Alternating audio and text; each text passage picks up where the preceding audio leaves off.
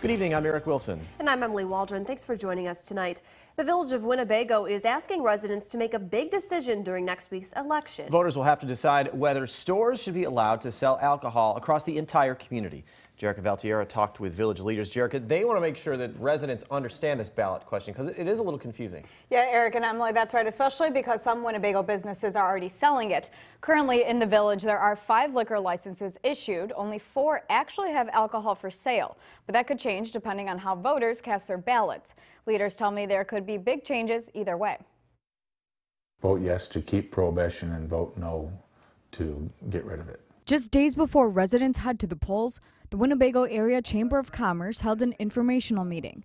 Resident Mike Murda spoke as a strong proponent for lifting the ban. The basic part, it's time. If you look at, we have a wet Winnebago and a dry Winnebago, and that just doesn't make sense. Putting this question on the ballot comes at a risk. If the majority of residents decide to vote yes, Chamber of Commerce member Kevin Doyle says there could be some adverse effects if the businesses decide to leave. All the taxes from north of Elida Street would no longer come to the village.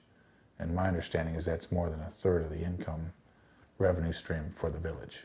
Which right now, Doyle says, is operating at a $1.3 million budget. However, the effort to vote down the measure is visible throughout the village. Bright orange signs are posted in yards that read, "Vote No." Doyle says if that's the majority vote, then more money could come into the village. And the proponents of this thing would hope to bring a bigger revenue stream in by giving gaming and liquor to the businesses in town that don't have it now. Proponents add the vote to lift the ban could help the village compete with the surrounding areas that aren't dry communities. And when you have a bar downtown like this, you're going to draw people down here, and it's going to be nothing but benefit the other businesses that you have in the area and promote growth, I hope, in Winnebago.